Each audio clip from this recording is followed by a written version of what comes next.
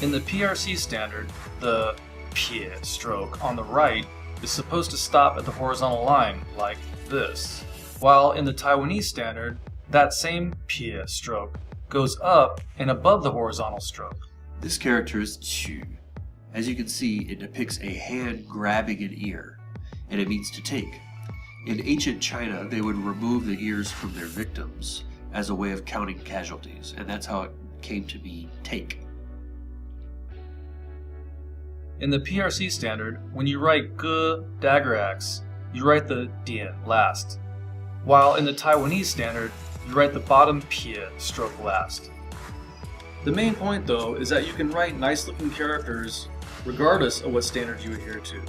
In the PRC standard, the dot is supposed to float over the horizontal line below, as shown here, while in the Taiwanese standard, the dots are supposed to touch the horizontal line.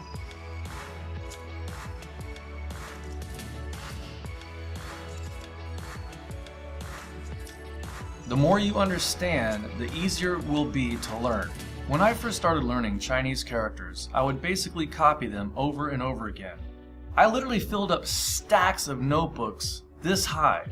I beg you, do not do this. It is a terrible way to learn.